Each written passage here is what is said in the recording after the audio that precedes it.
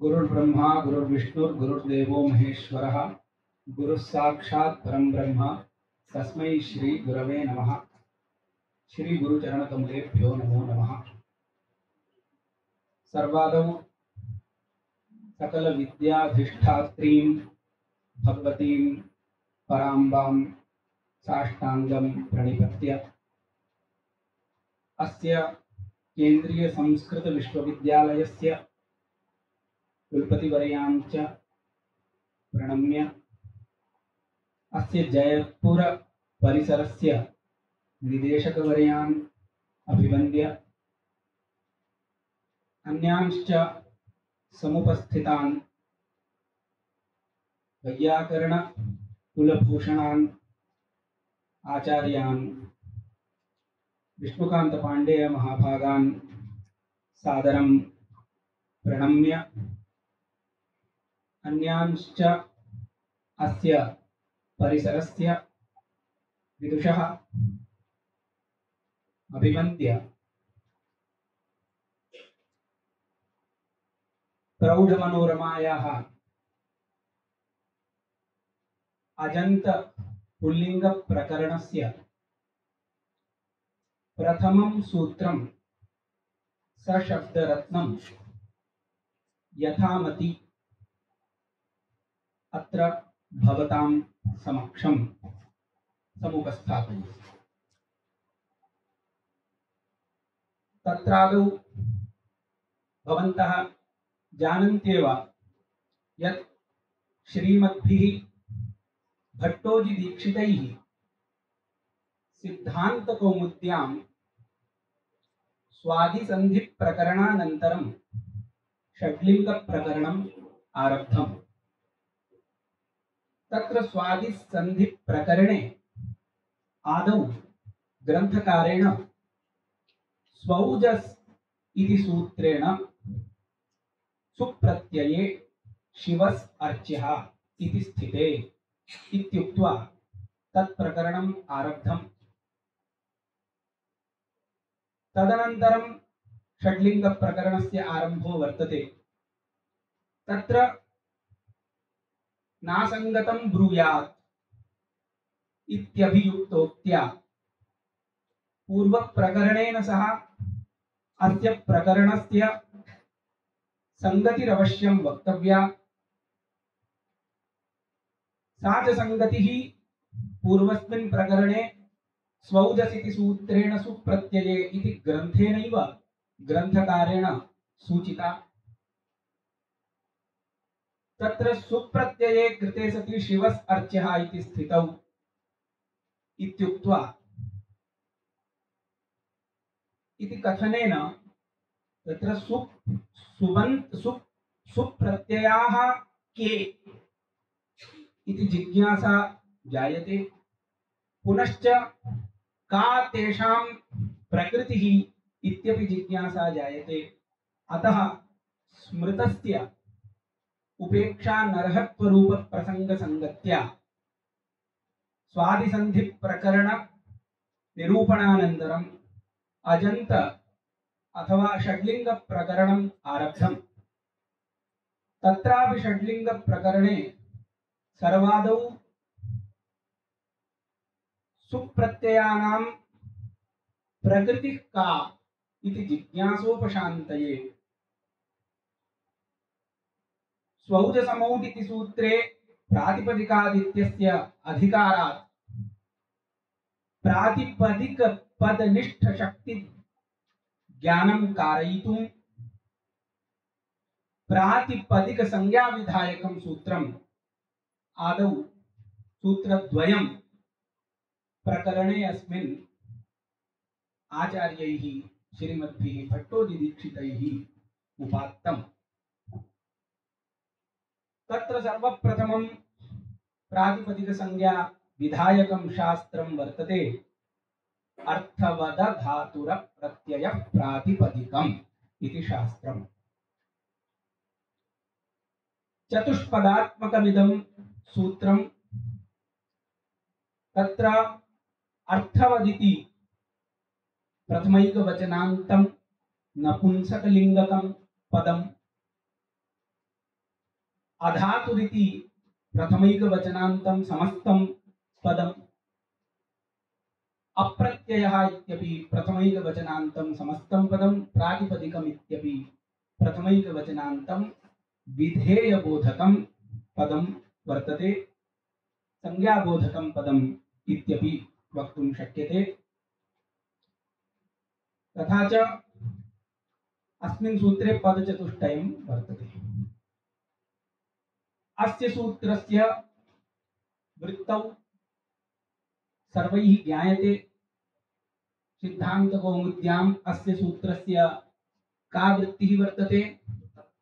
धातुं प्रत्ययं प्रत्ययान्तं च वर्जयित्वा अर्थवत् शब्दस्वरूपं प्रातिपदिकसंज्ञं स्यात् इति वृत्तिः तत्र ग्रन्थकृता सिद्धान्तकौमुद्यां लिखिता। तत्र कथम् अस्य अर्थस्य सूत्राक्षरतो लाभः संभवति इति चेत् तत्र उच्यते। अर्थवदिति प्रथमं पदं वर्तते। तत्र अर्थ शब्दात् मतु प्रत्ययो भवति। अर्थः अस्यास्ति इति अर्थवत्। तत्र नपुंसकलिङ्गनिर्देशो वर्तते। अत्र नपुंसकलिङ्गनिर्देशस्तु अध्याहृतशब्दस्वरूप रूप विशेष्याभिप्रायेण अर्थवदिति नपुंसकनिर्देशः अत्र वर्तते। किन्तु अर्थवत् इति पदस्य कः अर्थः? अर्थवत् पदार्थविषये वैयाकरणनये ऐकमत्यं नास्ति। तत्र प्राचीनानाम् अन्यत् मतं वर्तते, नव्यानाम् अन्यदेव मतं वर्तते। तत् अस्माभिः यथा कालं विज्ञास्यते ग्रन्थ पठनक्रमे सः सर्वोऽपि विषयः आगमिष्यति। किन्तु सामान्यतः अर्थवत् इति पदस्य कः अर्थः भवति इति चेत् तत्र अर्थपदं बहुवर्थकं वर्तते।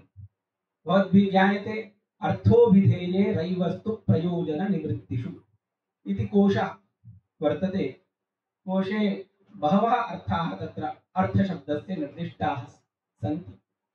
तेषु अर्थेषु कः अर्थः अत्र ग्राह्यः? अर्थपदस्य कः अर्थः ग्राह्यः इति चेत् सन्देहे सति अस्माकं शास्त्रे एका रीतिः वर्तते यत् व्याख्यानतो विशेषप्रतिपत्तिः न हि सन्देहादलक्षणः।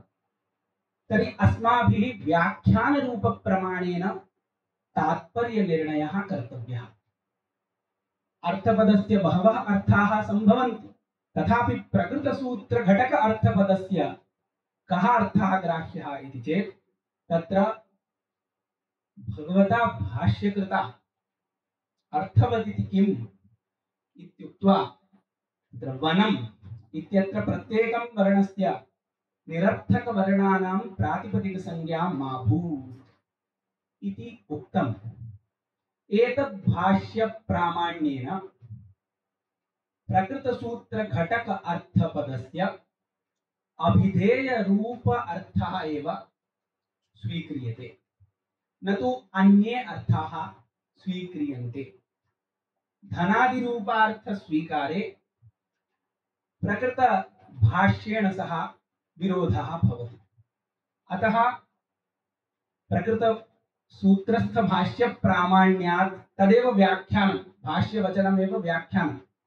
व्याख्यानरूपप्रमाणेन नाम निरर्थकवर्णानां प्रातिपदिकसंज्ञा व्यावृत्तिरूपफलसूचकपरकभाष्यप्रामाण्यात् प्रकृतसूत्रस्थ अर्थपदेन अभिधेयरूपः अर्थः एव गृह्यते, न अन्ये अर्थाः अर्थपदस्य कोशे निर्दिष्टाः गृह्यन्ते। तथा च अर्थपदस्य अभिधेयरूपः अर्थः अत्र ग्राह्यते। एवं सः अस्य अस्ति इति अर्थवत्।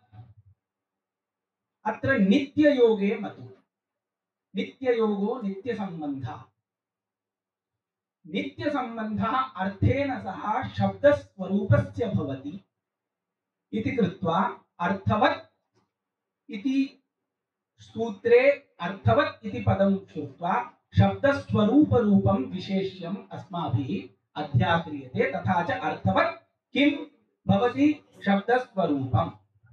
अर्थवत् शब्दस्वरूपमेव भवति। अभिधेय रूप अर्थेन सह नित्यः सम्बन्धः, वाच्यवाचक भावरूपः नित्यः सम्बन्धः शब्दस्वरूपस्यैव वर्तते इति कृत्वा शब्दस्वरूपस्य अस्माभिः अध्याहारः आक्षेपो वा अर्थापत्ति प्रमाणेन क्रियते। तथा च अर्थवत् शब्दस्वरूपं प्रातिपदिकसंज्ञं स्यात् इति अर्थवत् प्रातिपदिकम् इति अंशद्वयस्य अर्थः। अत्र शब्दस्वरूपे विशेषणद्वयं भगवता सूत्रकृता उपात्तमस्ति। तद् विशेषणद्वयम् उपात्तं वा विशेषणत्रयम् उपात्तं वा तद् अस्माभिः अग्रे व्याख्यास्यते। किन्तु पदद्वयम् अतिरिक्तमपि सूत्रे श्रूयमाणं वर्तते। अधातुरिति एकं पदम्, अप्रत्ययः इति एकं पदम्। तत्र अधातुपदस्य सामान्यतः धातुभिन्नम् इत्यर्थः अस्माभिः स्वीक्रियते। यद्यपि वैयाकरणनये आरोपितत्वं नैद्योत्यं वर्तते, अतः अधातुरिति पदस्य आरोपितधातुत्ववान् इत्यर्थो वक्तव्यः। किन्तु तस्य पर्यवसानं धातुभिन्नम् इत्यस्मिन्नेव अर्थे भवति। अतः प्रतिपत्ति सौकर्याय धातुभिन्नम् इति अर्थः अस्माभिः इदानीं पररीत्या एव वर्ण्यते। पररीत्या इत्युक्ते नैयायिकादीनां रीत्या धातुभिन्नम् इत्यर्थः अधातुरिति पदस्य स्वीक्रियते। एवमेव अप्रत्ययपदस्य कः अर्थः? तर्हि अप्रत्ययपदार्थः सामान्यतः एकमेव अप्रत्ययः इति पदं सूत्रे श्रूयमाणमस्ति। तेन किं भाति? यत् प्रत्ययभिन्नम् इत्यर्थः अप्रत्ययपदस्य भवति इति। किन्तु सिद्धान्तकौमुद्यां वृत्तौ ग्रन्थकारैः किम् उक्तं? धातुं प्रत्ययं प्रत्ययान्तं च वर्जयित्वा इति उक्तं। तत्र इतोपि एकः अर्थः तैः लम्भितः अप्रत्ययपदेनैव प्रत्ययान्तभिन्नम् इत्यर्थः अपि तत्र अभिप्रेतो वर्तते अप्रत्ययपदस्य। एवञ्च आहत्य शब्दस्वरूपे विशेषणत्रयम् अतिरिक्तं वर्तते। धातुभिन्नत्वं, प्रत्ययभिन्नत्वं, प्रत्ययान्तभिन्नत्वम् इति विशेषणत्रयं शब्दस्वरूपे वर्तते। तथा च सूत्रस्य निर्गलितार्थः एवं भवति। धातुभिन्नं, प्रत्ययभिन्नं, प्रत्ययान्तभिन्नं अर्थवत् शब्दस्वरूपं प्रातिपदिकसंज्ञं स्यात्। एवञ्च एतादृश सूत्रार्थः सिद्धान्तकौमुद्यां श्रीमद्भिः भट्टोजिदीक्षितैः प्रतिपादितः। तत्र इयं जिज्ञासा अस्माकं जायते, कथम् अप्रत्ययः इति एकमेव पदं सूत्रे श्रूयमाणं वर्तते, तेन अप्रत्ययः इति पदेन अथवा प्रत्ययभिन्नं, तस्य प्रत्ययभिन्नम् इत्यर्थो वा स्यात्, प्रत्ययान्तभिन्नम् इत्यर्थो वा स्यात्, उभयं कथम् एकेन शब्देन प्रतिपादयितुं शक्यते? सकृदुच्चरितः शब्दः सकृदेव अर्थं बोधयति इति अस्ति कश्चन न्यायविशेषः। तर्हि कथम् एकेन शब्देन अनेकार्थस्य बोधनं संभवति? तत्रापि अनेकार्थस्य बोधनं तु कदाचित् संभवति अपि, किन्तु विरुद्धानेकार्थस्य बोधः एकेन शब्देन कथं संभवति? विरुद्धानाम् अनेकेषाम् अर्थानां बोधः एकेन शब्देन नैव संभवति। अतः अत्र विरुद्धः नाम तत्र एकः अर्थः अस्ति प्रत्ययभिन्नम् इति अर्थः, अपरः अर्थः अस्ति प्रत्ययान्तभिन्नम् इति अर्थः।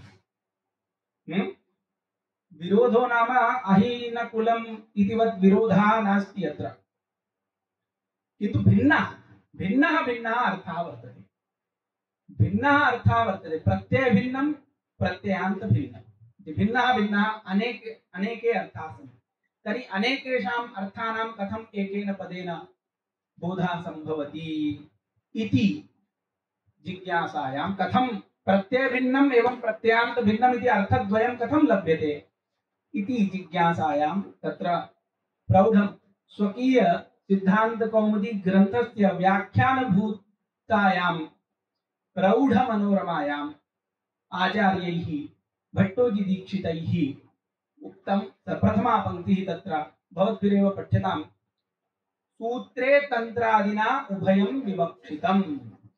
पठ्यताम्। विवक्षितम् इति भावः। सूत्रे अर्थवदधातुर प्रत्यय प्रातिपदिकम् इति सूत्रे तन्त्रादिना उभयम् अत्रैव स्थापितम्, उभयं विवक्षितम् इति अस्ति। सूत्रे तन्त्रादिना उभयं विवक्षितम्। तन्त्रत्वं नाम किम्?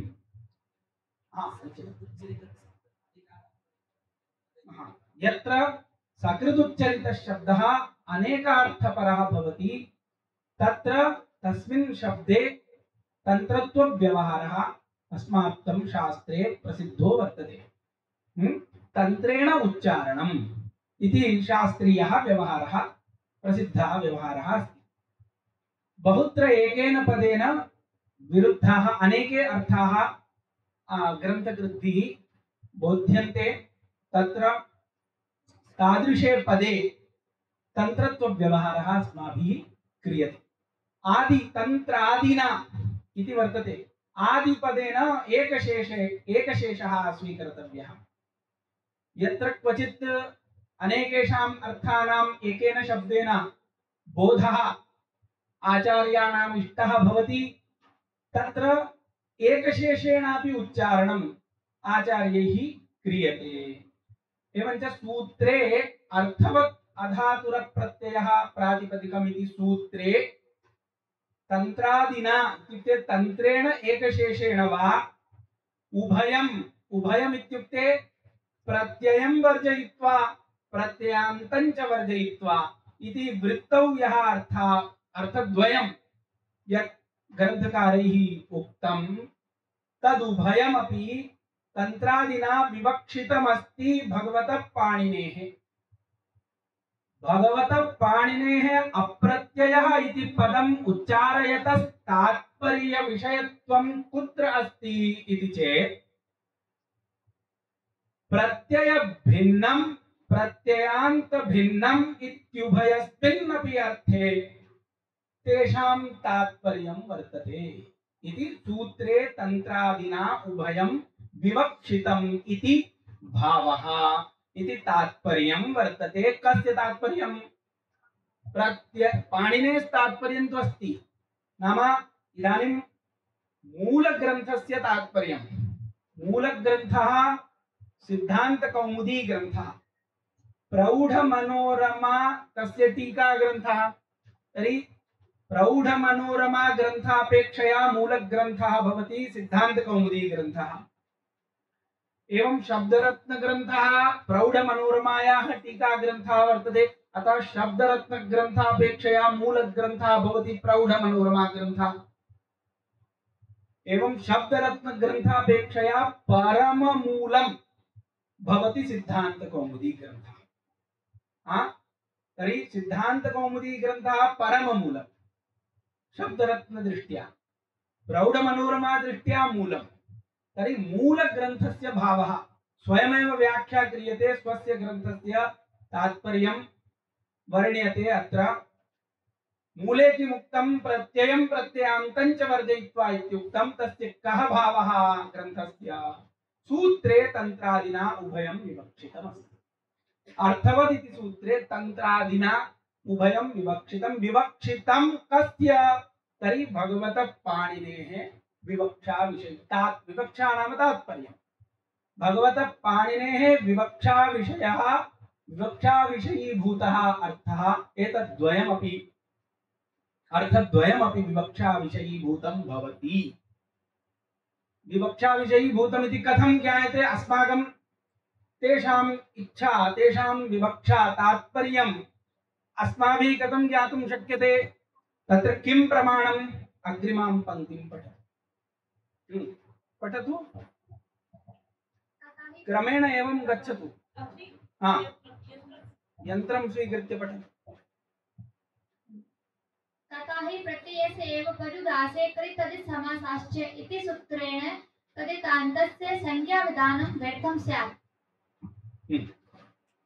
तथा ही इति शब्दः उपपादनावसरे कस्यचित् प्रतिज्ञातस्य पूर्वं प्रतिज्ञातस्य अर्थस्य उपपादनं प्रमाणपुरस्सरं यदा शास्त्रग्रन्थेषु क्रियते तदानीं तथा ही इति आरभ्यते।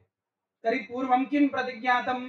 सूत्रे तन्त्रादिना उभयं विवक्षितं भगवतः पाणिनेः।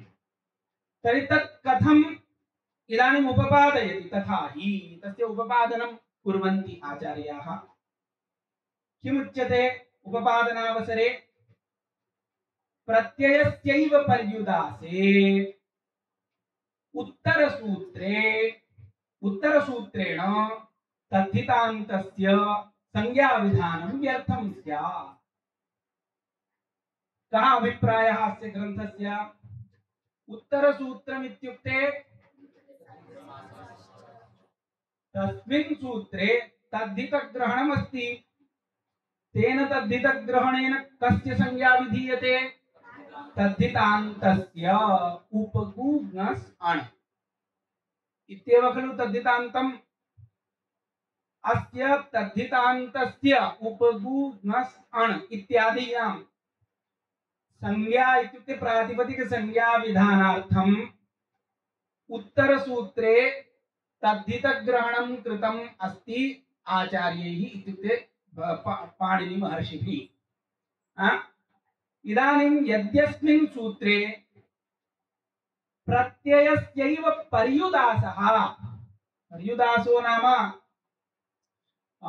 निषेधः, नाम यदि अस्य सूत्रस्य इत्युक्ते अर्थवदधातुरप्रत्ययः प्रातिपदिकमिति सूत्रस्य यदि अस्माभिः केवलं धातु भिन्नं प्रत्यय भिन्नं अर्थवत् शब्दस्वरूपं प्रातिपदिक संज्ञं स्यात् इत्येव अर्थः यदि स्वीक्रियते चेत् तर्हि किं भवति? उपगुणस् अण् इत्यस्य समुदायस्य उपगुणस् अण् इति समुदायस्य अस्य शब्दस्वरूपस्य धातु अत्र धातु भिन्नत्वम् अस्ति न वा?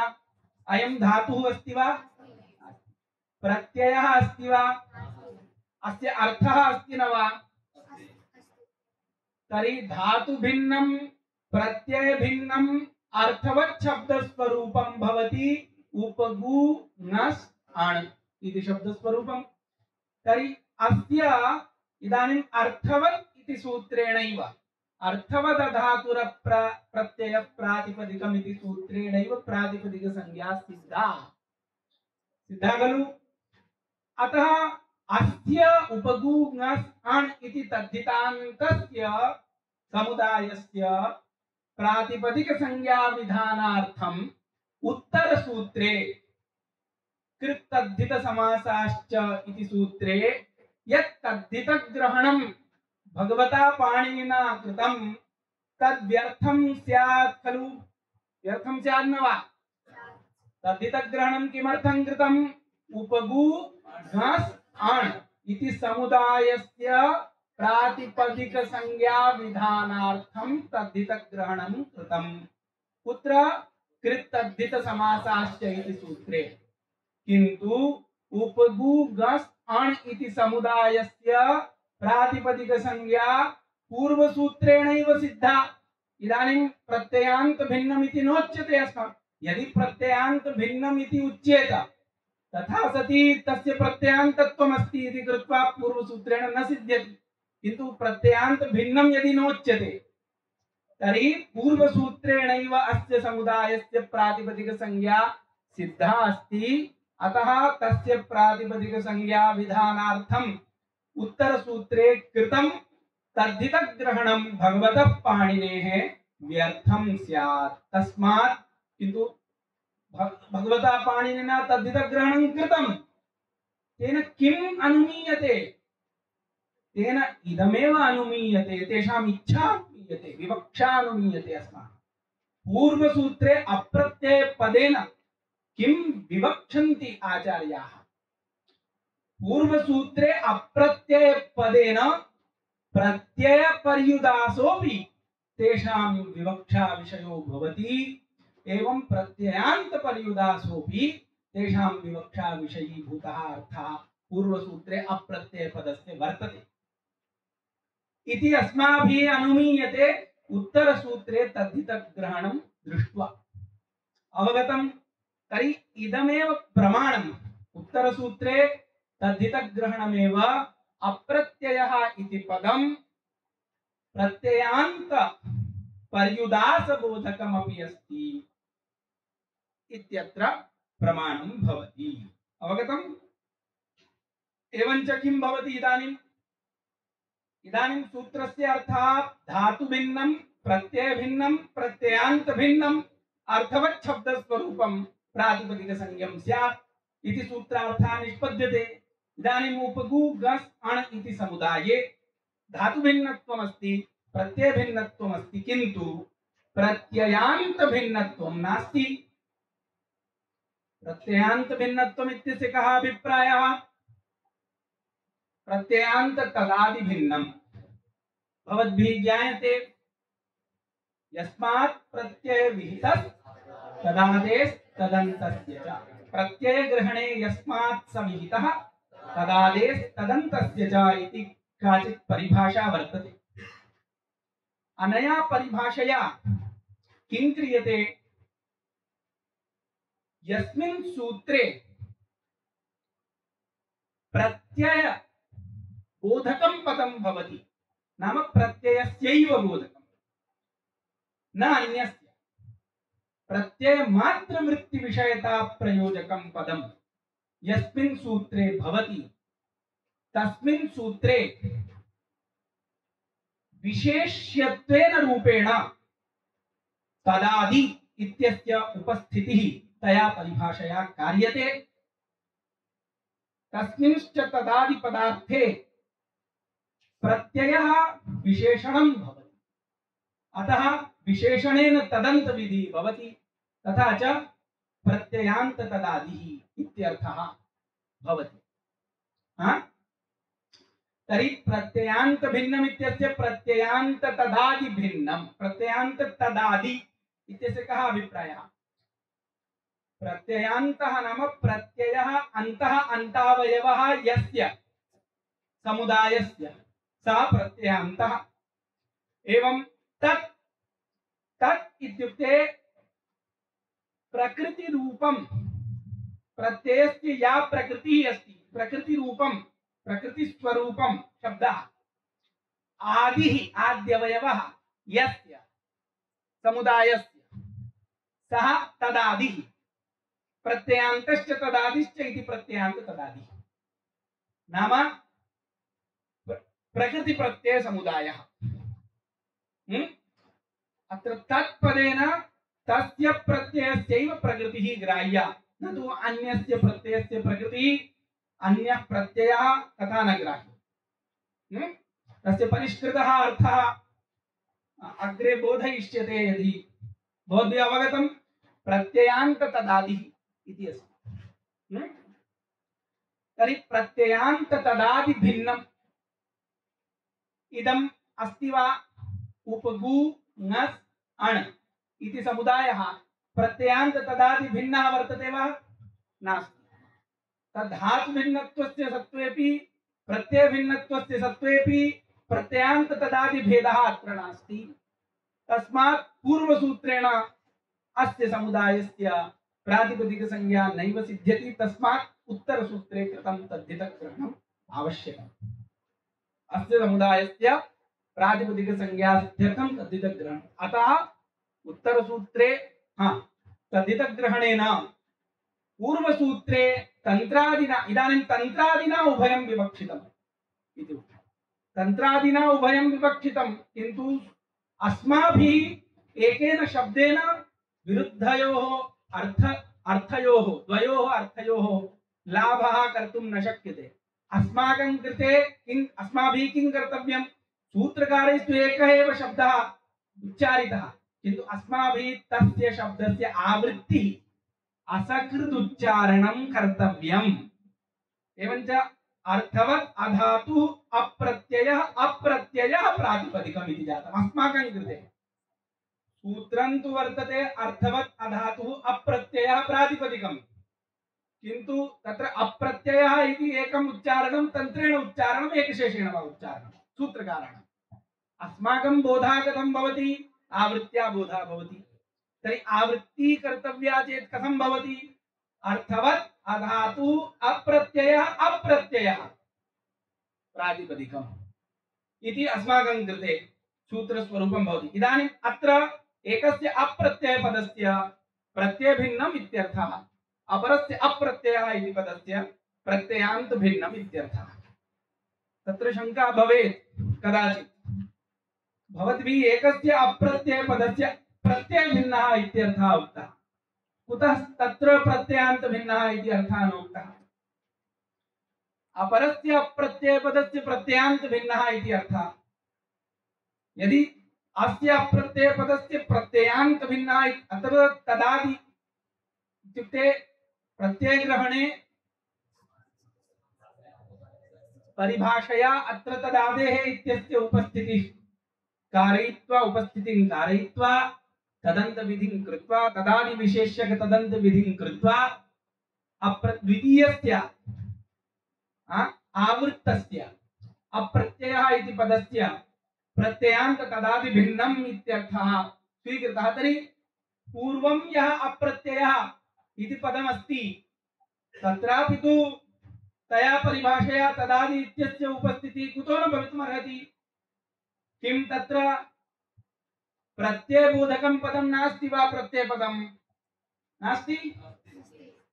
नास्ति भवद्भिः वक्तुं शक्यते मध्येपि, तथा अस्माकं शक्यते खलु? परम्परायाम् अस्माकं कक्षा यदा भवन्ति तदानीं तूष्णीं न स्थातव्यम् इति नियमः, परम्पराया कक्षायाः नियमः, पारम्परिककक्षा। किमपि वक्तव्यं, यत् इच्छन्ति तद् वक्तव्यं।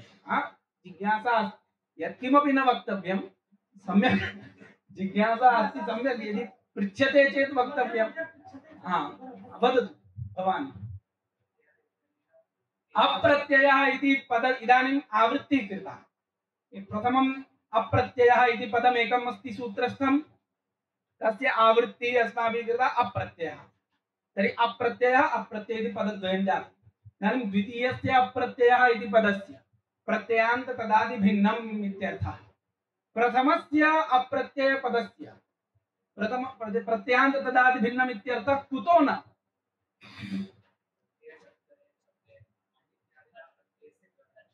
सत्यं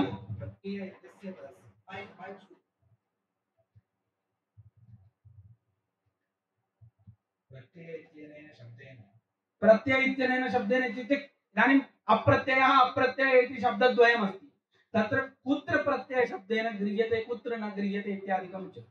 प्रथमप्रत्यय शब्देन प्रत्ययान्तः न गृह्यते। न प्रथमप्रत्यय शब्देन किं गृह्यते? प्रत्ययः गृह्यते खलु। तर्हि प्रत्ययः गृह्यते चेत् प्रत्ययबोधकं पदमेव तत्, प्रत्ययबोधकमेव पदं तदपि।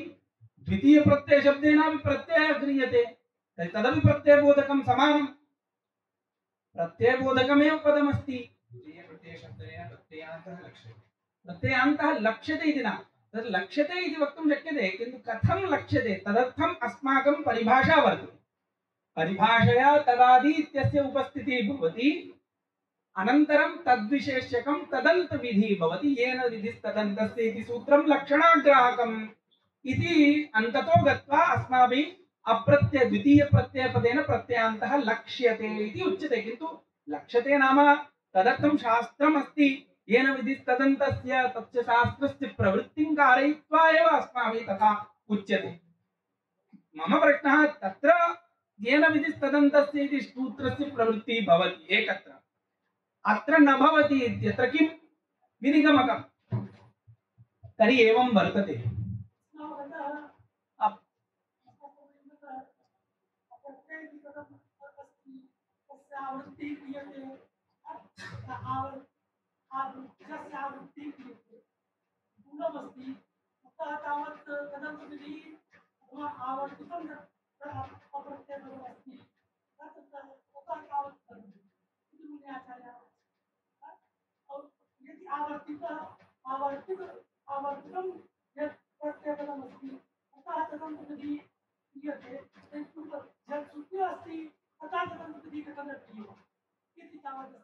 प्रश्नः अवगतः?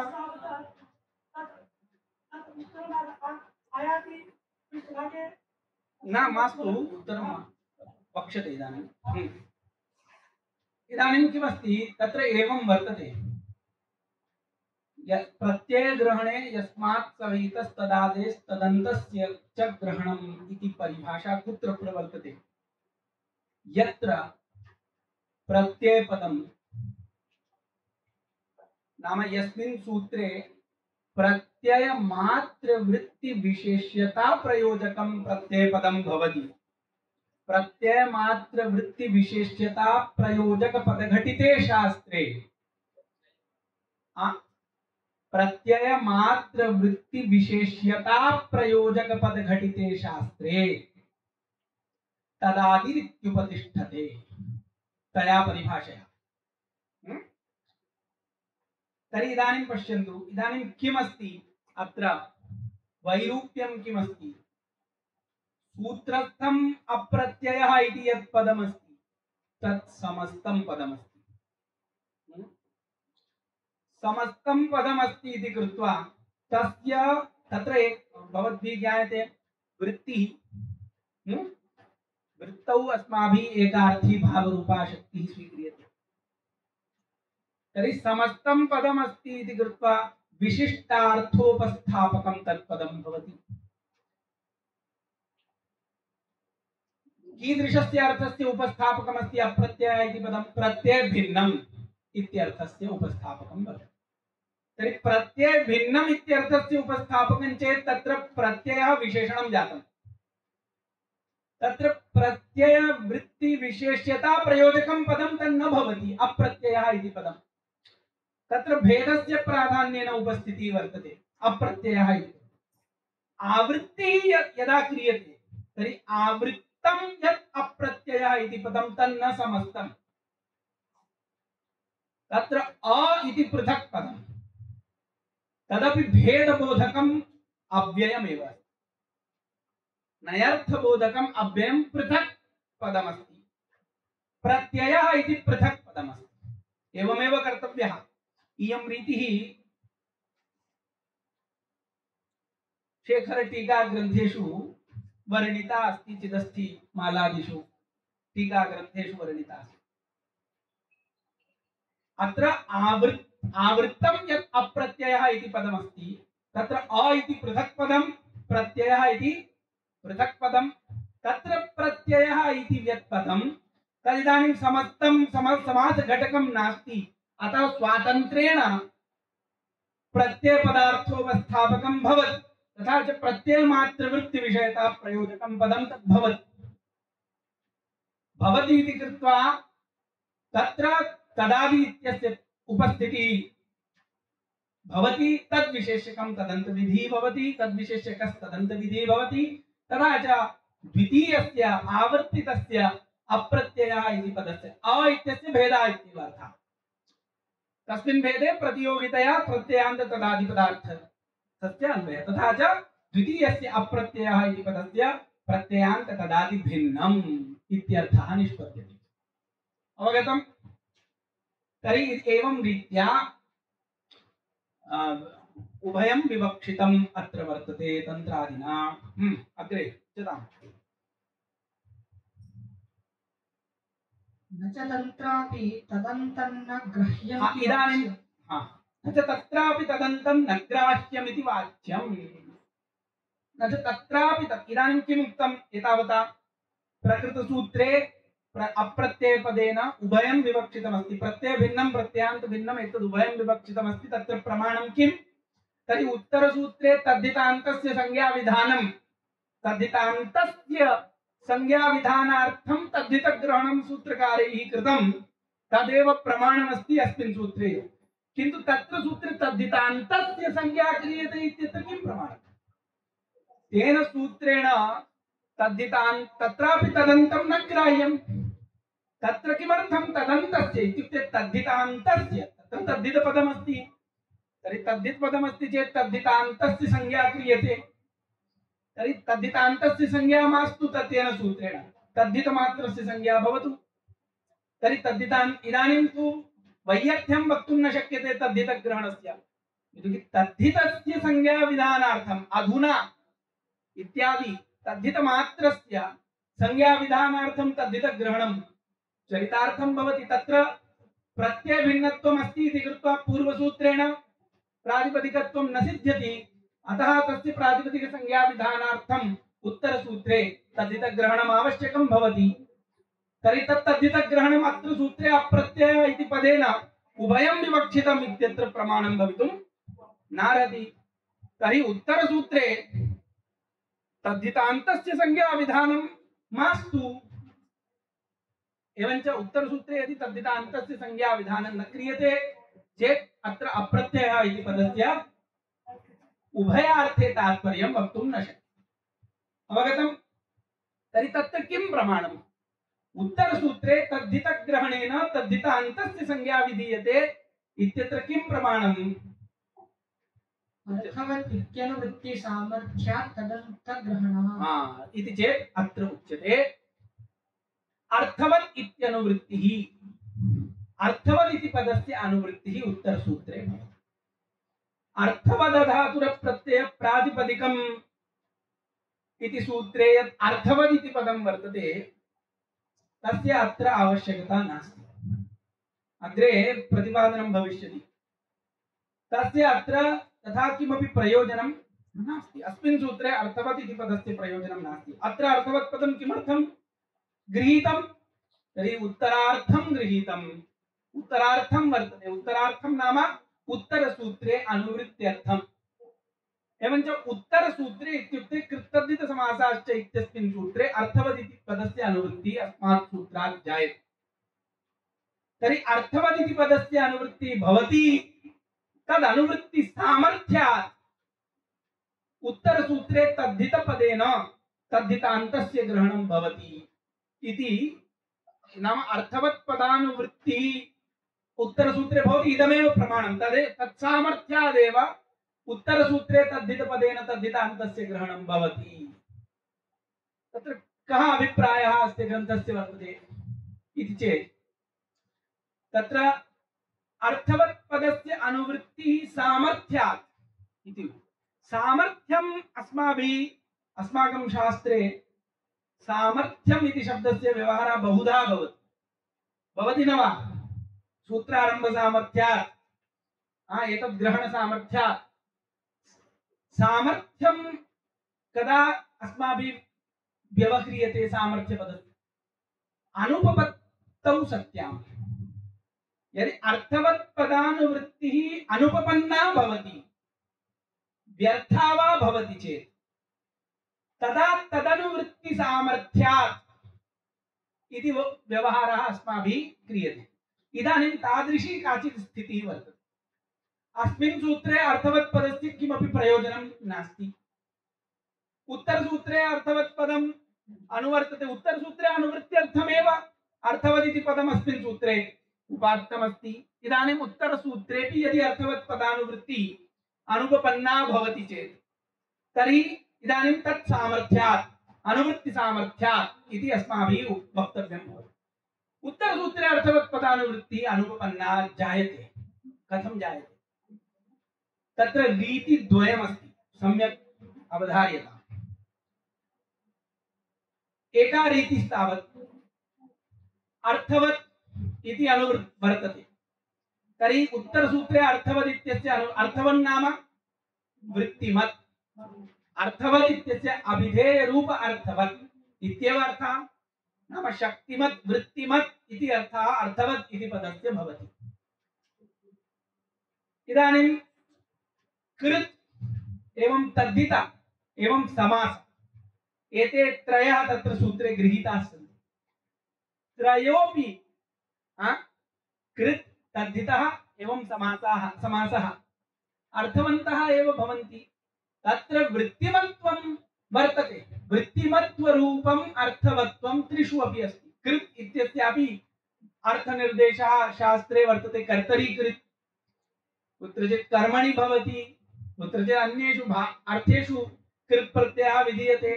तद्वदेव तद्धितानामपि अर्थाः तत्र तत्र तद्धित प्रत्यय विधायके सूत्रे निर्दिष्टाः सन्ति। तर्हि समासस्यापि अर्थवत्वम् अस्त्येव, सुबन्तानामेव समाससंज्ञा भवति। तर्हि समासस्यापि अर्थवत्वं तत्र एकार्थी भावरूपशक्तिमत्वं वर्तते एव समासे। अरे अस्यां स्थितौ सर्वेपि यदा अर्थवन्तः तर्हि अर्थवान् यो कृत् अथवा कृत् यो अर्थवान्, तद्धितो यो अर्थवान् अथवा समासः यः अर्थवान्, अथवा एवं वा उच्यताम्, एवं अर्थवान् यो कृत् अर्थवान् यस्तद्धितः अर्थवान् यस्समासः इति वा उच्यते चेत् तर्हि कस्य व्यावृत्ति अर्थवत् इति अर्थवत् पदार्थः इदानीं कृत् इत्यत्र विशेषणं, कृत् पदार्थे विशेषणं, विशेषणं भवति चेत् अनर्थकः कश्चन कृत् अस्त्येव नहि, अनर्थकः कश्चन तद्धिता अस्त्येव नहि।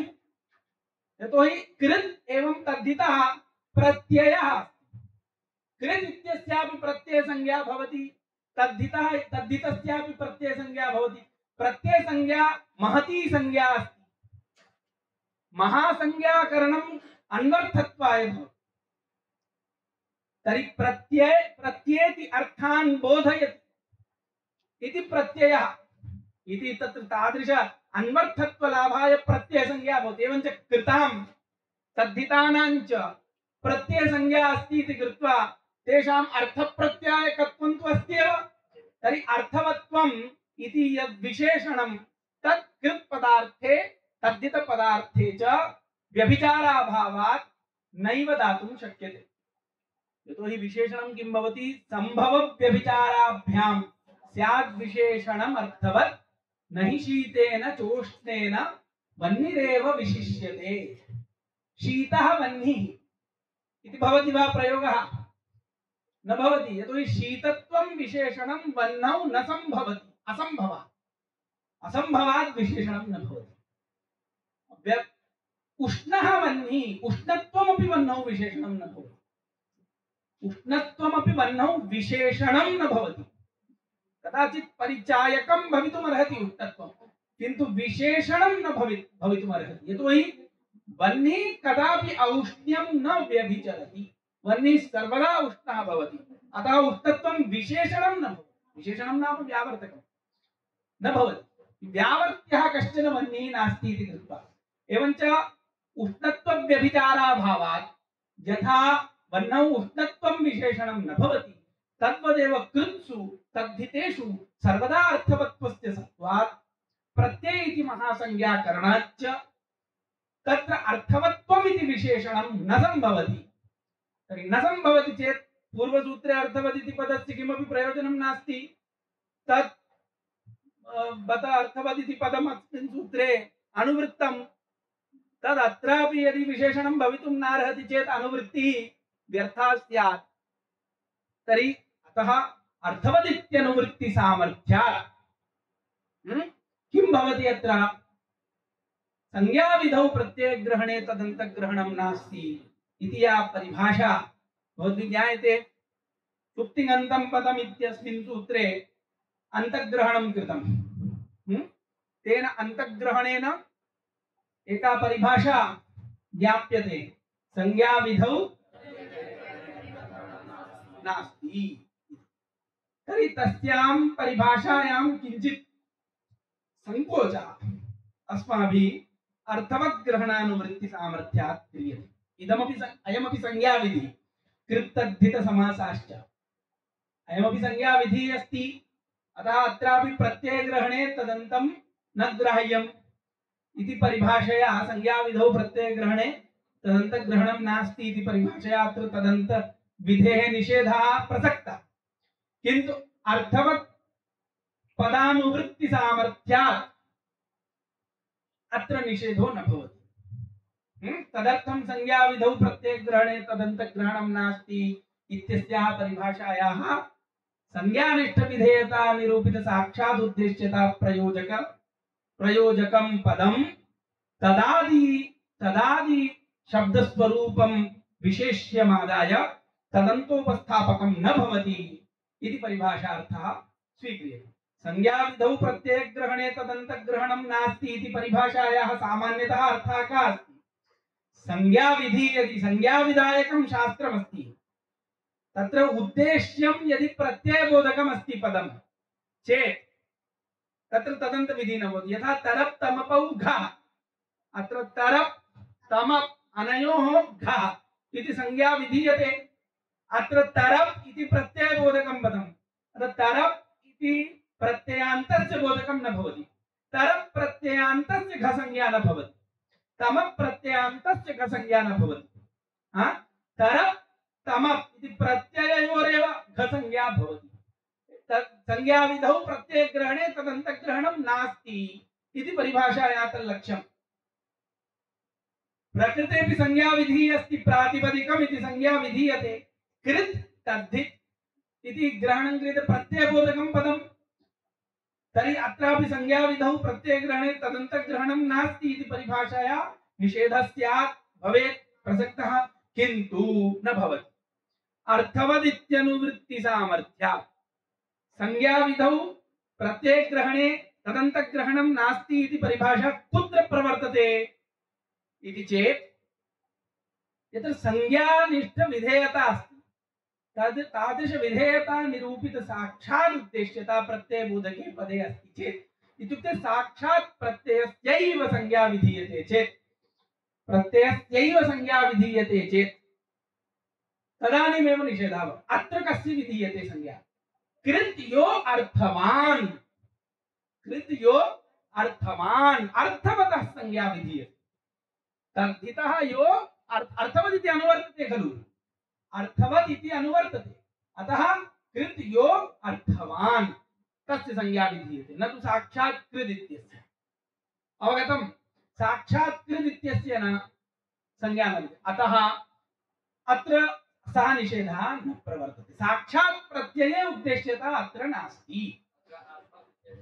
विशेष्यः विशेष्यः वा स्वीक्रियतां, विशेषणं वा स्वीक्रियतां, विशेषणं न संभवति, विशेषणत्वं न संभवति, यतोहि अर्थवत्वं न व्यभिचरति कदापि कृत् प्रत्ययः। अतः तस्य विशेष्यत्वेन अन्वयः स्वीक्रियते। विशेष्यत्वेन अन्वयः स्वीक्रियते चेत् इदानीं साक्षात् उद्देश्यता अर्थवत् पदार्थे आगता, एवञ्च प्रत्यय पदार्थे साक्षात् उद्देश्यता नास्ति। अतः संज्ञाविधौ प्रत्ययग्रहणे तदन्तग्रहणं नास्ति इति परिभाषया अत्र निषेधो न भवति। कृत्पदस्य कृदन्त तदादि कृत्पदं तदादि विशेष्यक तदन्तबोधकं भवति, कृदन्तबोधकं भवति। एवञ्च कृत्पदं कृदन्त तदादिबोधकं, तद्धित् पदं तद्धितान्त तदादिबोधकं भवति। अतः अर्थवदित्यनुवृत्ति सामर्थ्यात् अत्र तदन्तग्रहणं भवति इति एका रीतिः, इति एका रीतिः। अपरा रीतिः या वर्तते, या च ग्रन्थे अस्मिन् मनोरमाकारैः प्रौढमनोरमाकारैः उक्ता वर्तते, सा रीतिरेव जायसी भाष्यसम्मता च रीतिः वर्तते। सा रीतिः का इति चेत् तत्र उच्यतां पङ्क्तिः अस्ति, प्रशंसायां हि मतु एकार्थे भावेन लौकिके प्रयोगे प्रसिद्धत्वं च प्रशंसामूलम्। इयं रीतिः।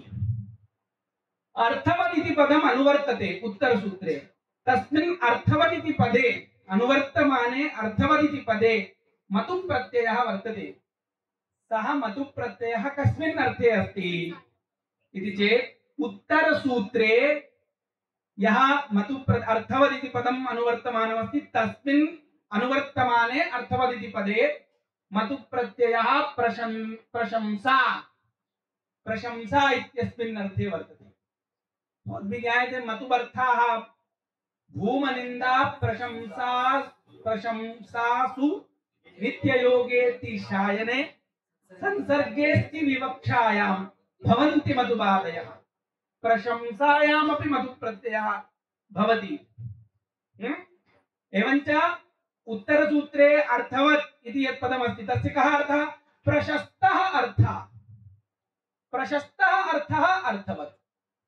प्रशस्तः अर्थः इत्युक्ते अर्थे प्राशस्त्यं किम् इति चेत् लोके लोके अर्थबोधजनकत्वम् एकार्थी भावेन लोके प्रसिद्धत्वं तादृशार्थे प्रसिद्धत्वम्। अवगतं वा? प्रशंसामूलम् इदानीं प्राशस्त्यार्थे मतुः इत्यत्र किं प्रमाणम्? उत्तरसूत्रे अनुवर्तमानं यत् अर्थवदिति पदं तस्मिन् पदे मतुः प्रत्ययः प्रशंसायां वर्तते इत्यत्र किं प्रमाणम्? तर्हि भाष्यं प्रमाणम्। सुप्तिगन्तं पदम् इति सूत्रे भाष्ये भगवता भाष्यकृता अर्थवद् इत्यनुवर्तते। कृतद्धितान्तं चैव अर्थवत् न केवलाः कृतस्तद्धिता वा इति उक्तम्। एवमेव धात्वादीनां विशुद्धानां लौकिकार्थो न विद्यते कृतद्धितानाम् अर्थस्तु केवलानाम् अलौकिकः। अत्रापि अ इति पृथक् पदमस्ति, लौकिकः इति पृथक् पदमस्ति। बहुधा व्याख्यानमस्ति, एकमिदमपि व्याख्यानमस्ति। अ इति निषेधार्थकः नयर्थबोधकः एकं पृथक् अव्ययपदं वर्तते, प्रयुक्तः अस्ति बहुत्र। तर्हि केवलानां कृतद्धितानां केवलस्य कृतः न केवलाः कृतः तद्धिता वा अर्थवन्तः सन्ति इति भाष्यकारैः सुप्तिगन्तं पदम् इति सूत्रे भाष्ये उक्तम्। किन्तु सूत्रकारैस्तु तत्र तत्र अर्थनिर्देशः क्रियते एव। कर्तरि कृत् इत्यादि सूत्रेषु अर्थनिर्देशः अस्ति। भाष्यकारैः उच्यते न केवल कृतः तद्धितः अर्थवन्तः इति उच्यते। तर्हि कः अभिप्रायः तस्य भाष्यस्य? कृतद्धितान्तं चैव अर्थवत् न केवला कृतस्तद्धिता वा इति सुप्तिगन्तम् इति सूत्रे भाष्ये उक्तम्। तर्हि तस्य भाष्यस्य कः अभिप्रायः? अयमेव अभिप्रायः यत् अत्र वृत्तिमत्वम् अर्थवत्वम् इति न विवक्षितं। द्वितीये सूत्रे यद् अर्थवत् इति पदम् अनुवर्तते तेन अर्थवत् पदेन वृत्तिमत्वरूपम् अर्थवत्वं न विवक्षितं, किन्तु कृतद्धितान्तं चैव अर्थवत् इत्युक्ते एकार्थी भावेन लौकिके प्रयोगे प्रसिद्धत्वं यद्वर्तते लोके एकार्थी भावेन यस्मिन् अर्थे शब्दस्य प्रयोगः क्रियते तादृशः यः प्रसिद्धः प्रशस्तः अर्थः स एव अत्र अर्थवत् पदेन मानेन अर्थवत् पदेन ग्राह्यः। अवगतम्? एवञ्च इदं भाष्यं प्रमाणं भवति उत्तरसूत्रे अर्थवद् इति पदे प्राशस्त्यार्थे मतुः इत्यत्र प्रमाणं भवति। प्राशंसा मूलं किम्? इदमेव अर्थगतं प्राशस्त्यं किम्? एकार्थी भावेन लौकिके प्रयोगे प्रसिद्धत्वं लोके प्रयोगार्हत्वं लोके प्रयोगार्हत्वमेव तस्मिन् अर्थे शब्दस्य प्रयोगः क्रियते। यस्मिन् अर्थे लोके शब्दस्य प्रयोगः क्रियते स एव अर्थः प्रशस्तः अर्थः भवति। तादृश अर्थवत्वं केवलस्य प्रत्ययस्य नास्ति। अतः उत्तरसूत्रे तद्धितान्तस्यैव संज्ञा वक्तव्या। केवलस्य तद्धितस्य तादृशः अर्थः नैव प्रशस्तः अर्थः नास्ति, केवलस्य तद्धितस्य। अवगतम्? तस्मात् अर्थवद् इत्यनुवृत्ति सामर्थ्यात् अर्थवद् इति अनुवर्तते, प्रशस्तः अर्थः अर्थवत् इति अर्थः भवति। तर्हि अर्थवत् तद्धितः न भवति, केवलः तद्धितः अर्थवत् न भवति। अतः तत्र अर्थवदनुवृत्तिसामर्थ्यात् तद्धितपदेन तद्धितान्तस्यैव ग्रहणं कर्तव्यं कृत्पदेन कृदन्तस्यैव ग्रहणं कृत्तद्धितान्तं चैव अर्थवत् तस्यैव ग्रहणं कर्तव्यं तथा च उत्तरसूत्रे तद्धितान्तस्य संज्ञाविधाने अर्थवत् पदानुवृत्तिः प्रमाणमस्ति अर्थवत् पदानुवृत्तिसामर्थ्यात् अस्माभिः उत्तरसूत्रे तद्धितान्तस्य संज्ञाविधानं क्रियते अवगतम् अग्रे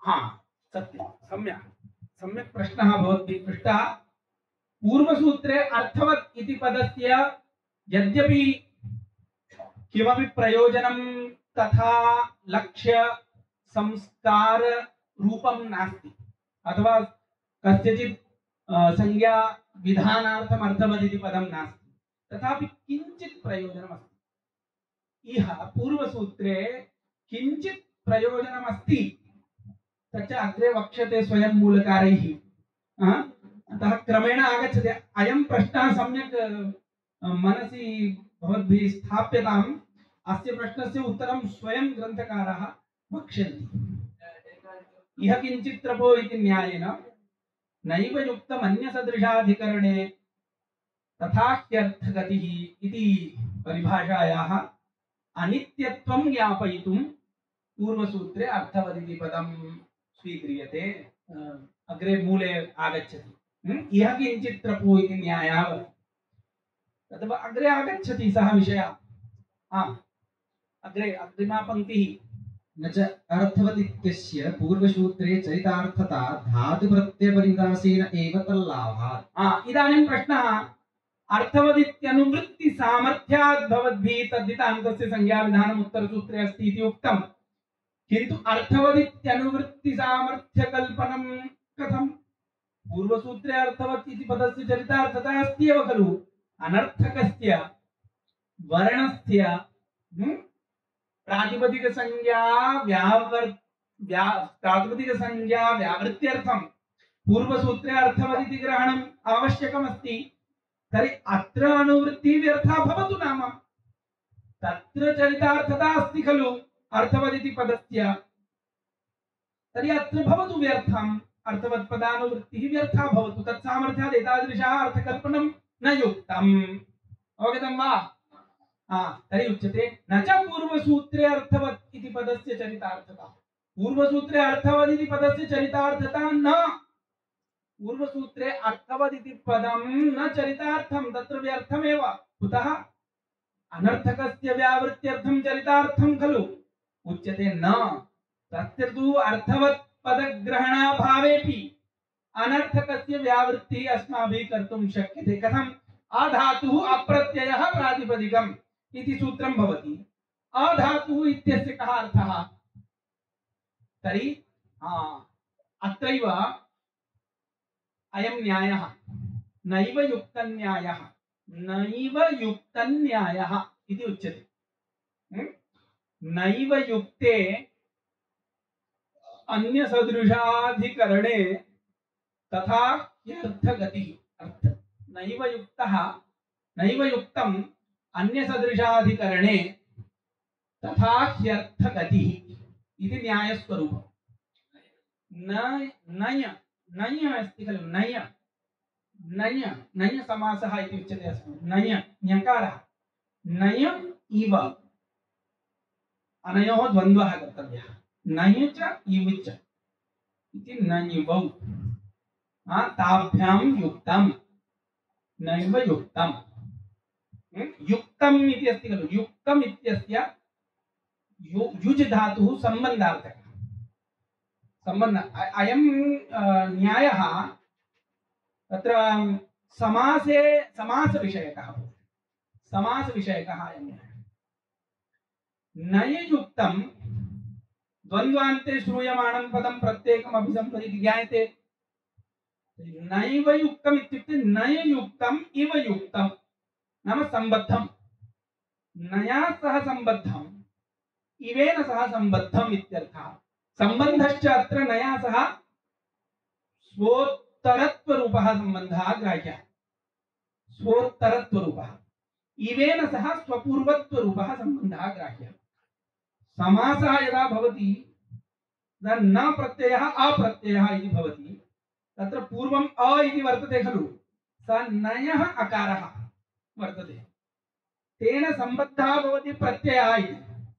तेन सम्बद्धं किं भवति? स्वोत्तरत्वसम्बन्धेन सम्बद्धं, स्वोत्तरत्वसम्बन्धेन सम्बद्धं भवति प्रत्ययः इति।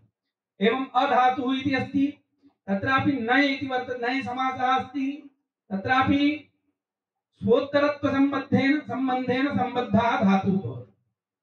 तर्हि नयुक्तम् इव युक्तम् इति अस्ति। अत्र इव युक्तम् इत्यंशे अस्माकम् इदानीं विचारः नास्ति। नयुक्तम् इत्युक्ते इदानीम् अधातुः अप्रत्ययः इति भवति। नयुक्तमस्ति स्वोत्तरत्वसम्बन्धेन, तत् नयुक्तं यत् भवति तत् पदं नाम इत्यत् प्रत्ययपदं धातुपदम् एतत् पदद्वयमस्ति। तत् कस्य बोधकं भवति इति चेत् स्वार्थ भिन्नस्य स्वार्थ सदृशस्य बोधकं भवति। स्वभिन्नस्य अन्य सदृशाधिकरणम् इति अस्ति। अन्यस्य सदृशस्य अधिकरणं नाम द्रव्यम्। अन्यसदृशाधिकरणे बोधयति। अन्य नाम स्वभिन्नं स्वसदृशम् अर्थं बोधयति इति अर्थः वर्तते। स्वभिन्नं स्वसदृशम् इत्युक्ते इदानीम् अप्रत्ययः इति पदघटकं प्रत्ययपदं प्रत्यय भिन्न प्रत्यय सदृश इत्यर्थस्य बोधकं भवति। अत्रैव तात्पर्यग्राहकं भवति नय। नय निपातः। निपातानां द्योतकत्वं नाम तात्पर्यग्राहकत्वरूपं द्योतकत्वं वर्तते। तस्मिन् पक्षे प्रत्ययपदमेव प्रत्यय भिन्न प्रत्यय सदृश इत्येतदर्थवाचकं भवति। नय तत्र तात्पर्यग्राहकं भवति। एवमेव अधातु इत्यत्रापि धातु भिन्नं धातु सदृशम् इत्यर्थः भवति। अधातुरित्यस्य धातु भिन्नं धातु सदृशम् इत्यर्थः। अनेन न्यायेन नैव युक्तम् अन्य सदृशाधिकरणे तथा ह्यर्थगतिः इति न्यायेन अधातुपदस्य धातु भिन्नं धातु सदृशम् इत्यर्थः, अप्रत्ययपदस्य प्रत्यय भिन्नं प्रत्यय सदृशम् इत्यर्थः भवति। इदानीं धातु सदृशम् इति उच्यते। नाम धातु सदृशं नाम धातोः सदृशं। तर्हि धातोः सदृशम् इत्युक्ते धातु प्रतियोगिक सादृश्यवान् धातु सदृशं किञ्चित् अर्थम् अस्माभिः अत्र कश्चन अर्थः ग्राह्यः। धातु सदृशः कश्चन अर्थः। तर्हि धातोः सादृश्यं तत्र भवेत् तस्मिन् अर्थे। तर्हि सादृश्यं केन धर्मेण गृह्यते? सादृश्यं यदा अस्माभिः गृह्यते तदा केन धर्मेण सादृश्यं स्वीक्रियते? चन्द्र इव मुखम् इति उच्यते। चन्द्रस्य सादृश्यं मुखे स्वीक्रियते। तत्र केन सादृश्यं सर्वदा केनचित् धर्मेणैव गृह्यते। तर्हि तत्र कः धर्मः? चन्द्रस्य आह्लादकत्वादिधर्मेण सादृश्यं तत्र गृह्यते। तद्वत् अत्र सादृश्यं केन धर्मेण ग्राह्यं? तर्हि तत्र एकः नियमः अस्ति। सादृश्यं सादृश्य प्रतियोगितावच्छेदक व्यापकीभूत धर्मेण ग्राह्यम् असति बाधके। असति बाधके सादृश्यं सादृश्य प्रतियोगितावच्छेदक व्यापकीभूत धर्मेण ग्राह्यम् इति कश्चन औत्सर्गिकः नियमः अस्ति। असति बाधके सादृश्य प्रतियोगितावच्छेदक व्यापकीभूत धर्मेणैव सादृश्यं ग्राह्यम् इति कश्चन औत्सर्गिकः नियमः। प्रकृते किमस्ति? अधातुः धातु सदृशः अर्थः अस्माभिः ग्राह्यः। तर्हि सादृश्यम् इदानीं सादृश्य प्रतियोगी भवति धातुः। सादृश्य प्रतियोगी धातु सादृश्य प्रतियोगिता धातु सादृश्य प्रतियोगितावच्छेदकं धातुत्वं तर्हि सादृश्य प्रतियोगितावच्छेदक व्यापकीभूतः इत्युक्ते धातुत्व व्यापकीभूतः कश्चन धर्मः अस्माभिः ग्राह्यः अत्र सादृश्य धर्मः सादृश्य नियामक धर्मत्वेन न तु यः कोऽपि धर्मः वर्णत्वं भूत्वं वात्वम् इत्यादिकं न ग्रहीतुं शक्यते धातुत्व व्यापकीभूतेनैव धर्मेण अस्माभिः सादृश्यं धातोः ग्राह्यम् अस्ति औत्सर्गिकेन अनेन नियमेन अवगतम् असति बाधके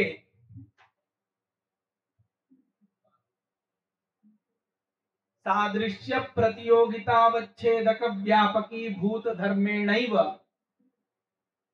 सादृश्यं ग्राह्यम्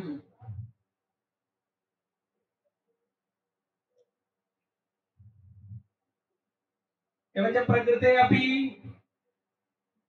सादृश्यं वर्तते धातोः सदृशः धातु सदृशः अर्थः ग्राह्यः तर्हि सादृश्य प्रतियोगी भवति धातु प्रतियोगितावच्छेदकं धातुत्वं तर्हि धातुत्व व्यापकीभूतेन धर्मेणैव सादृश्यं ग्राह्यम् इत्युक्ते यत्र यत्र धातुत्वं तत्र तत्र सः धर्मः भवेत् तादृशः एव धर्मः खलु व्यापकीभूतः धर्मः भविष्यति धातुत्वस्य तर्हि धातुत्व व्यापकीभूतः धर्मः सः कः इति चेत् अर्थवत् अर्थवत्वम् इति धर्मः धातुत्व व्यापकीभूतः धर्मः अस्ति यत्र यत्र धातुत्वं तत्र तत्र अर्थवत्वम् अस्ति सर्वेषामपि धातूनाम् अर्थाः सन्त्येव एवं धातु भिन्नानामपि अर्थाः सन्ति यत्र धातुत्वं नास्ति प्रातिपदिकेषु तत्रापि अर्थवत्वं वर्तते एवञ्च अर्थवत्वं धातुत्व व्यापकीभूतः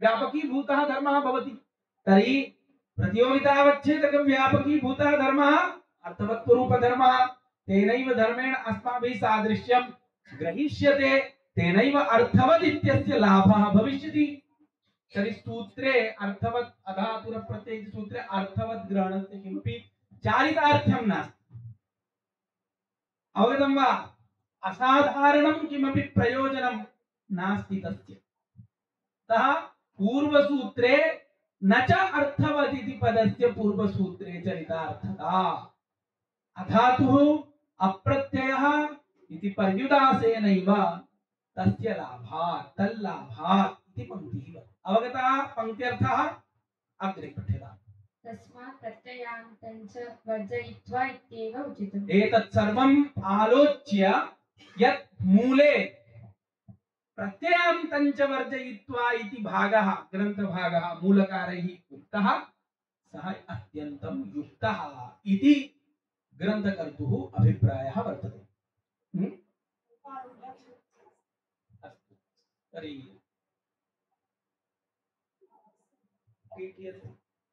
किंचित किंचित तोपि कुर्मः अग्रे कस्य क्रमः अस्ति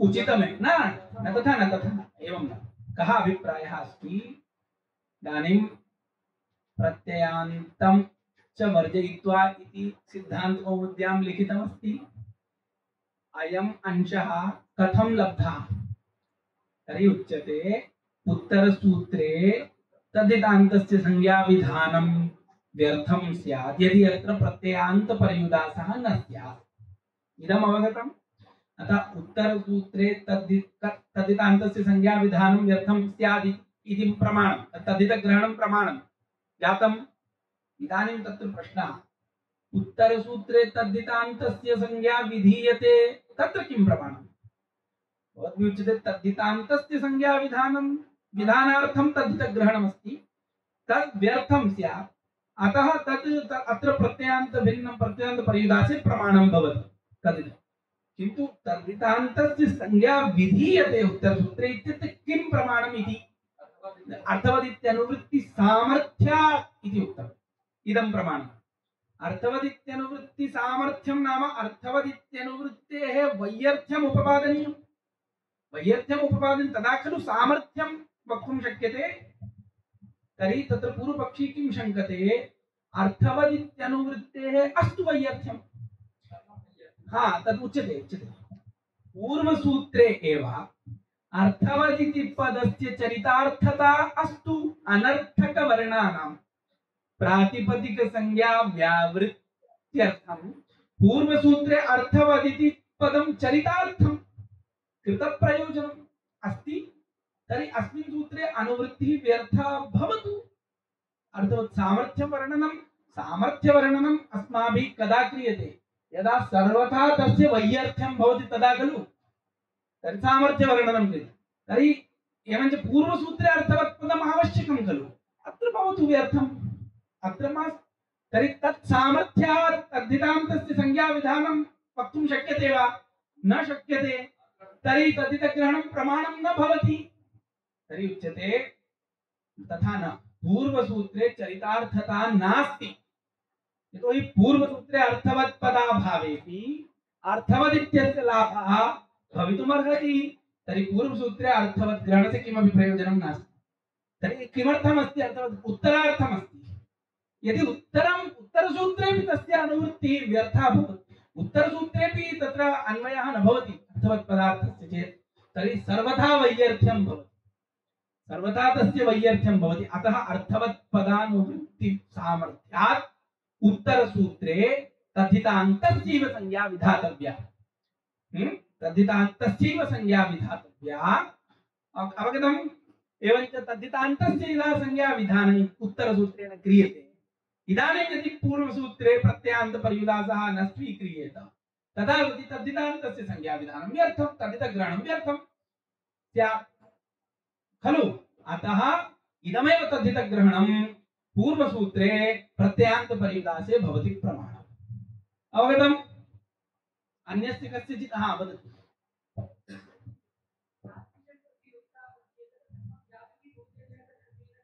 असति बाधके औत्सर्गिक नियमः हाँ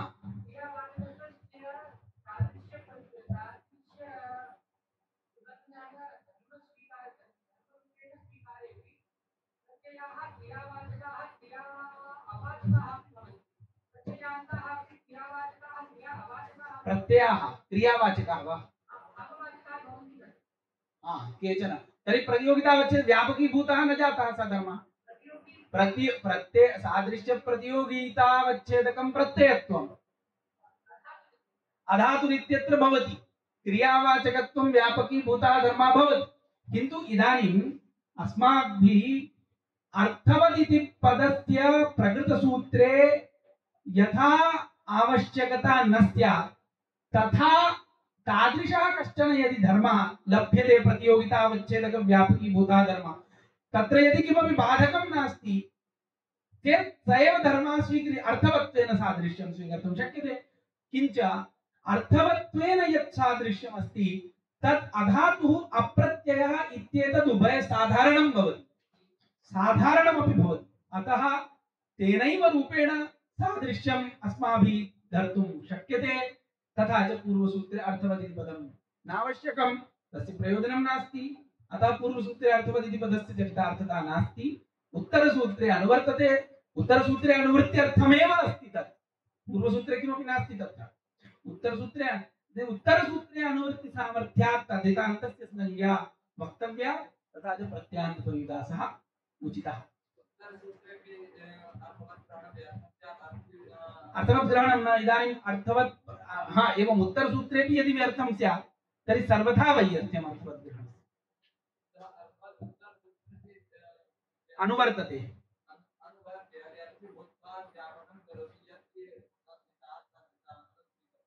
एवं तत् सामर्थ्य ज्ञापनं नास्ति ज्ञापनम् इति व्यवहारः सर्वत्र न भवति सामर्थ्यम् इत्युक्ते तत्र क्वचित् अर्थापत्तिरूपं सामर्थ्यमपि भवति नाम ज्ञापनं यदि कर्तव्यं चेत् अत्र किं ज्ञापनं कर्तव्यं संज्ञाविधौ प्रत्ययग्रहणे तदन्तग्रहणं नास्ति इति परिभाषाया वर्तते तस्यां परिभाषायां संकोचे प्रमाणं नाम तस्य कश्चन परिष्कृतः अर्थः संज्ञानिष्ठ विधेयता निरूपित उद्देश्यता प्रयोजक प्रत्ययपदं तदादि शब्दस्वरूप विशेष्यमादाय तदन्तोपस्थापकं न भवति इति संज्ञाविधौ इत्यस्य अर्थः।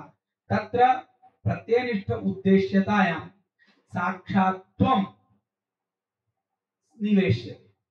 एवञ्च संज्ञानिष्ठ विधेयता निरूपित साक्षात् उद्देश्यता प्रयोजक प्रत्यय मात्र वृत्ति विषयता प्रयोजकं पदं प्रत्ययपदं तदादि शब्दस्वरूपं विशेष्यमादाय तदन्तोपस्थापकं न भवति इत्यर्थस्य ज्ञापनम् इति वक्तुं शक्यते।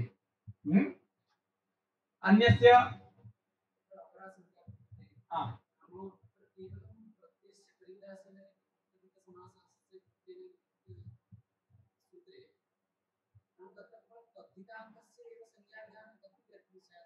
कृत इत्यस्य तु कृदन्तस्य संज्ञाविधानं तत्र वर्तते। लिह इत्यत्र लिह धुक् इत्यादिषु स्थलेषु तस्य आवश्यकता अस्ति, तदर्थं विचारः वर्तते। वस्तुतः तत्सर्वं नियमार्थमस्ति। कृतग्रहणं तद्धितग्रहणं नियमार्थमस्ति। अग्रे विचारः करिष्यते।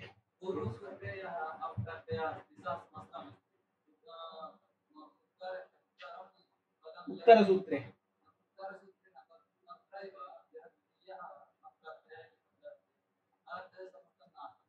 समस्तमस्ति। समस्तसूत्रघटकम् अप्रत्ययः इति पदं समस्तमे। तत्र मास्तु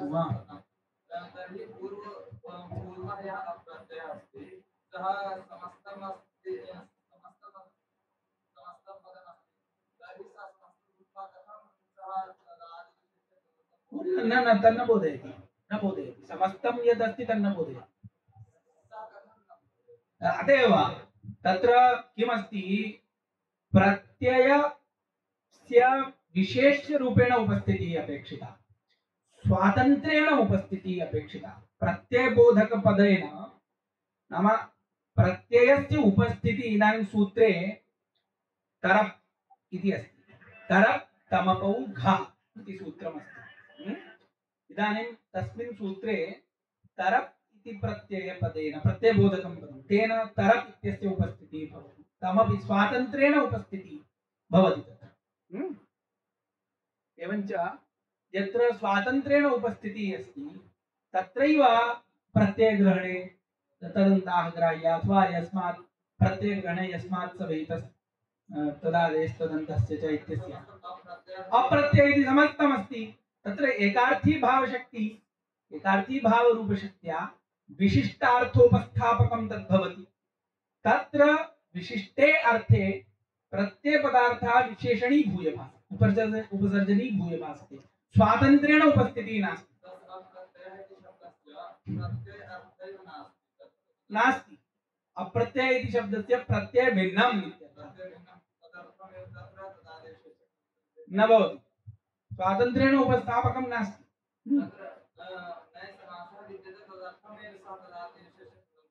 न भवति। इदमेव कारणम्।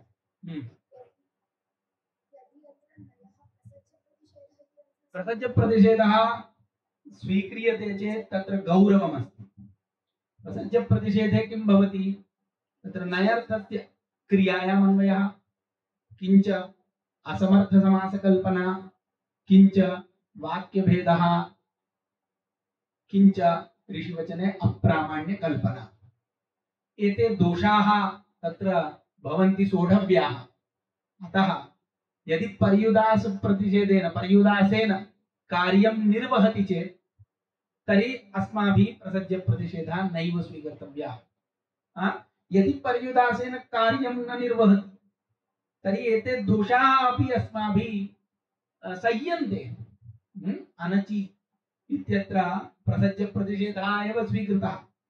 तत्र सन्ति एते दोषाः, गौरवं वर्तते, तथापि लक्ष्य संस्कार रूपमहत् प्रयोजनस्य सत्त्वात् प्रसज्यप्रतिषेध स्वीकारे एव वाक् इत्यादि लक्ष्याणां संस्कारः सम्भवति, अन्यथा न सम्भवति। तस्मात् तत्र सह्यते, तादृशं गौरवं सह्यते, पर्युदासः न स्वीक्रियते। अवगतं वा? अत्र तथा किमपि नास्ति। अत्र पर्युदासस्वीकारेणापि इष्टं सर्वं सिद्ध्यति। तस्मात् सर्वम् अस्ति, मूलेपि अस्ति, सा मूले पङ्क्तिः सा अस्ति, किञ्चित् तत्र रहस्यमपि वर्तते इति प्रातः गुरुभिः उक्तमस्ति, तैरपि वक्ष्यते। किञ्चित् रहस्यं तत्र उद्घाटयिष्यन्ति अग्रिम यदा सः पाठः आगच्छति तदानीं पश्यामः। इदानीम् अग्रे वर्तते। सामान्यतः मूलपङ्क्तेः आशयं तु अहं प्रकटीकरिष्यामि। इदानीं कियत्पर्यन्तं जातम्? अग्रे पठ्यताम्। अल्पारब्धा क्षेमकरा। अस्तु, अत्रैव तर्हि स्थाप्यते। वदतु वदन्तु।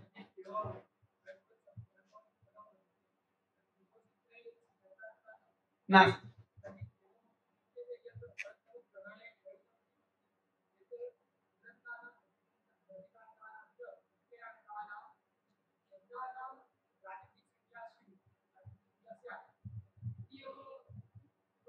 उत्तरसूत्रे तस्य अनुवृत्तिः एतदर्थमेव एवं तत्र तदन्तविध्यर्थमेव अनुवृत्तिः क्रियते।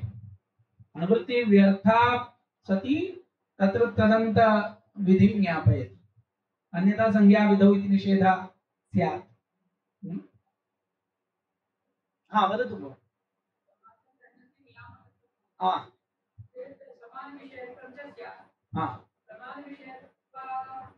समानविषयत्वम् इत्युक्ते कयोः?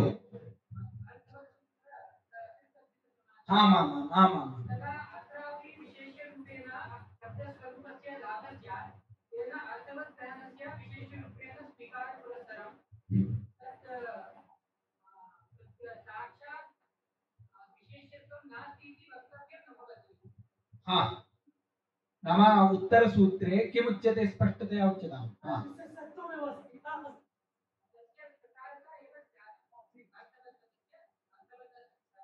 प्रकारता स्वीक्रियताम्। प्रकारता एव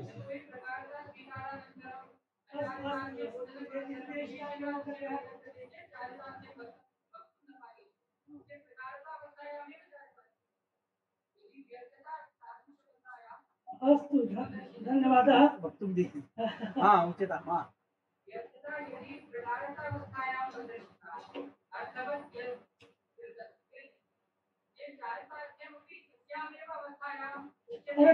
विशेषत्वमेव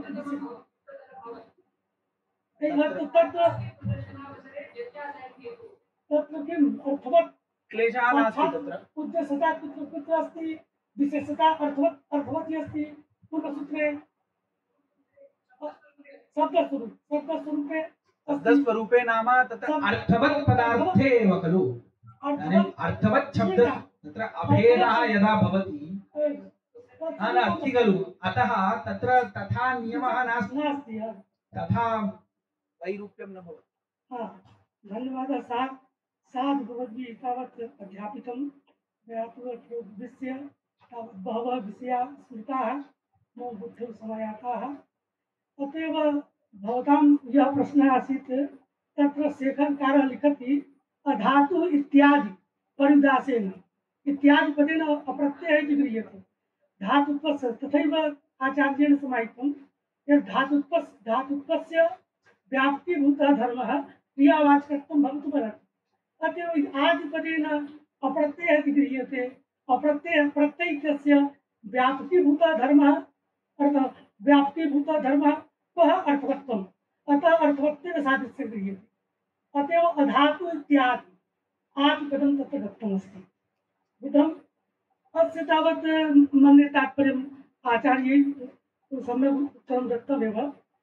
भवतां यः प्रश्नः पूर्वसूत्रे अर्थवत् इति कथं व्यर्थं? तर्हि अधातु इत्यादि परिदासः अस्ति न, दोम्नयोः समाख्यातौ परिदासः प्रसज्यकं, परिदासः स्विद्गाहि प्रसज्यस्तु निषेधकम्। प्रायः यत्र समासः भवति, यत्र समासः न भवति, अर्थात समासायोग्यं यः न भवति, तत्र प्रसज्य प्रतिषेधः एव भवति। ता घटो नास्ति, पटो नास्ति, यस्य नयः क्रियायाम् अन्वयः भवति, स प्रसज्य प्रतिषेधः न भवति। न ब्राह्मणः अत्र समासः स्यात् समासः न वा स्यात् अत्र तावत् परिदासयो विद्यते अतः समासायोग्यम यत् न अस्ति माने जिस नय का समास नहीं होना है जो है वो नय जो है कैसा कहलाएगा वो परिदास कहलाएगा समास हो जाए और चाहे समास न हो न ब्राह्मण कहिए तो भी नय का अर्थ जो है परिदासी होगा और ब्राह्मण कहिए तो भी परिदासी होगा तो उससे तेन की भविष्यति तेन अर्थवत लाभ भविष्यति अधातु अथवा अप्रत्यय अप्रत्यय सिद्धाचार्य युक्तम प्रत्यय भिन्न प्रत्यय सदिशम ब्राह्मण अब्राह्मण माने इति उच्चार्यते तो ब्राह्मण भिन्नम ब्राह्मण सदिशम नहीं लोष्ठवानीय कृति हाँ तद् ब्राह्मण भिन्न ब्राह्मण सदिशस्य आनयनं भवति तर्हि स्वा इत्यस्य आनयनं भवति किं न भवति अब्राह्मणम् इति उच्यमाने सति व्याप्तिभूतः धर्मः यः भवति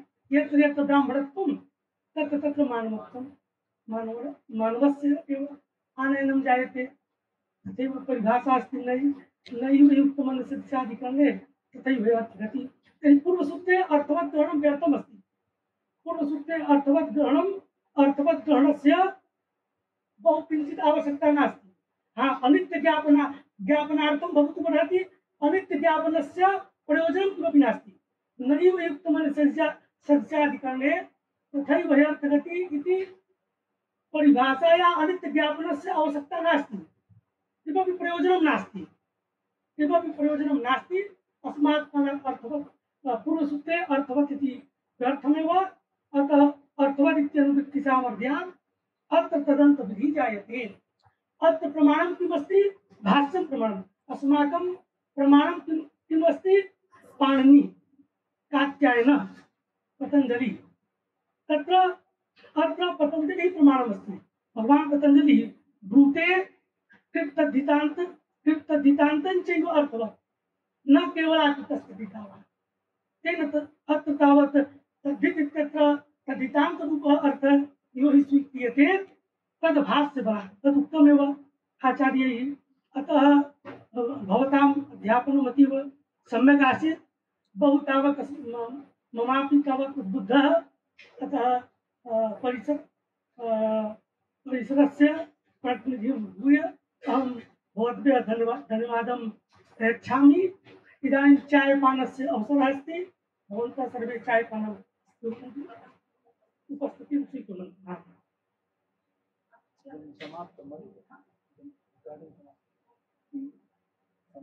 इदानीम् उपस्थितिं करोमि आशीष चौहान अक्षय गोपाल कृष्ण भट्ट अरुषा पी वैद्य धीरज त्रिपाठी ध्रुव कृष्णकांत पुरोहित